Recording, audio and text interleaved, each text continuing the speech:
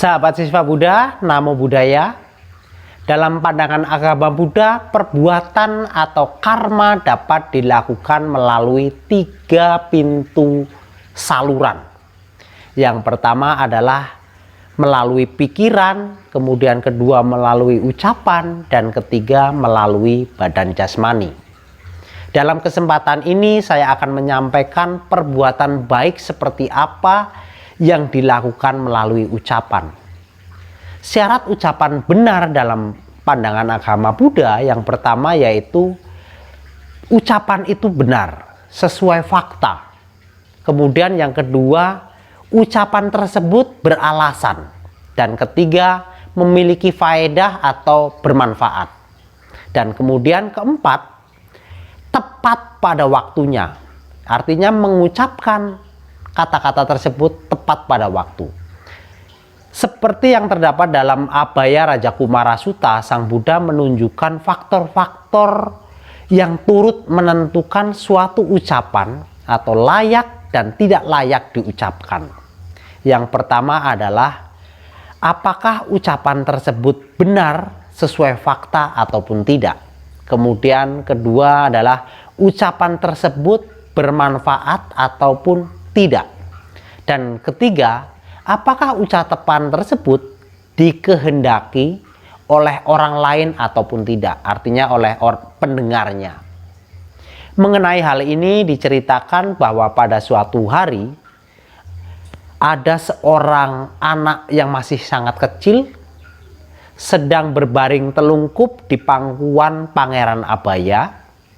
Kemudian Sang Buddha bertanya kepada Pangeran Abhaya, "Bagaimana pendapatmu, Pangeran, jika karena kelalaianmu, kalau saja anak yang masih kecil tersebut memasukkan sebatang kayu ataupun batu ke dalam mulutnya, apa yang akan engkau lakukan?"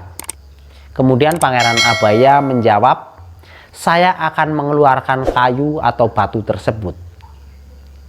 Jika saja kayu atau batu itu sulit dikeluarkan, saya akan memegang kepalanya dengan tangan kiri, kemudian tangan kanan akan mengeluarkan kayu atau batu tersebut dengan cara membengkokkan jari, walaupun harus berdarah anak tersebut." Artinya mulut anak tersebut. Mengapa demikian? Karena saya memiliki welas asih kepada anak itu atau anak tersebut. Kemudian Sang Buddha berkata kepada Pangeran Abhaya, "Demikian juga Pangeran, ucapan yang diketahui oleh Tathagata," ini yang pertama, ucapan yang diketahui oleh Tathagata atau Sang Buddha sebagai bukan fakta atau tidak benar dan tidak berhubungan atau tidak memiliki tujuan yang baik, tidak dikehendaki oleh orang lain dan tidak menyenangkan oleh orang lain, Tathagata tidak akan mengemukakan atau tidak akan mengucapkan kata-kata tersebut. Yang kedua, ucapan yang diketahui oleh Tathagata atau Sang Buddha sebagai fakta atau sebagai kebenaran, tetapi tidak berhubungan dengan tujuan yang baik, tidak dikehendaki atau tidak menyenangkan orang-orang lain, Tathagata juga tidak akan mengucapkan kata-kata tersebut. Kemudian ketiga, ucapan yang diketahui oleh Tathagata atau Sang Buddha sebagai fakta, sebagai kebenaran, dan memiliki tujuan yang baik atau berhubungan dengan tujuan yang baik, tetapi juga tidak dikehendaki dan tidak menyenangkan orang lain, Tathagata tetap akan mengemukakan ucapan-ucapan tersebut, tetapi tepat pada waktunya. Artinya melihat kondisi waktu yang tepat. Artinya melihat waktu yang tepat untuk diucapkan. Menunggu waktu yang tepat ketika pendengarnya menghendaki atau siap untuk menerima pesan. Kemudian yang keempat, ucapan yang diketahui oleh Tathagata atau Sang Buddha sebagai bukan fakta atau tidak benar dan tidak memiliki tujuan yang baik, tetapi dikehendaki oleh orang lain dan menyenangkan bagi orang lain, Tathagata tidak akan mengucapkan kata-kata tersebut. Kemudian yang kelima, jika ucapan yang diketahui oleh Tathagata sebagai fakta atau kebenaran, tetapi tidak berhubungan atau tidak memiliki tujuan yang baik dan tidak dikehendaki oleh orang lain, Tathagata tidak akan mengucapkan kata-kata tersebut.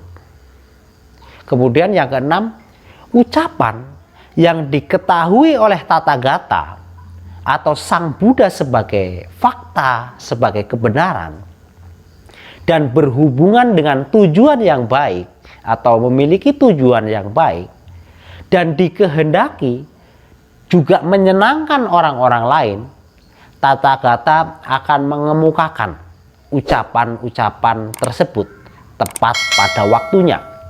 Jadi sahabat siswa Buddha, berucap yang benar dalam pandangan agama Buddha di sini yaitu harus memiliki syarat. Yang pertama tadi, sesuai fakta atau sesuai kebenaran.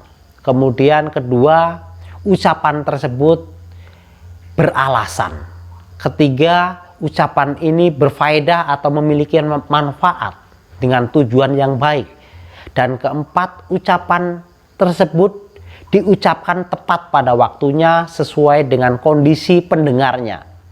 Sebagai contoh, misalnya teman saya sedang berjudi. Saya mengetahui hal itu.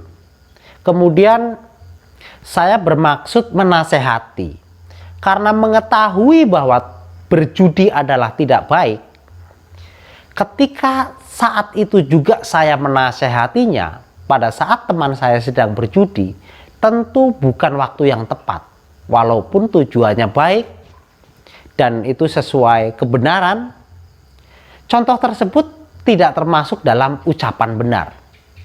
Nah, bagaimana supaya ucapan tersebut menjadi benar? Yaitu mencari waktu yang tepat ketika teman kita tidak sedang berjudi tentunya. Karena misalnya kita menasehati pada saat teman kita sedang berjudi, hal ini pasti akan menimbulkan atau tidak dikehendaki oleh teman kita. Mungkin karena teman kita malu dengan teman judinya, merasa dipermalukan, dinasehati pada saat itu juga.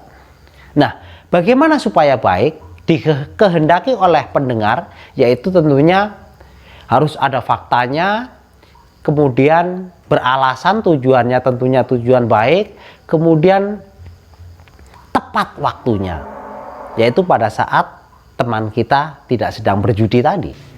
Demikianlah sahabat siswa Buddha, terima kasih. Sabe sata bawantu sukitata, semoga semua makhluk hidup berbahagia. Sadu, sadu, sadu.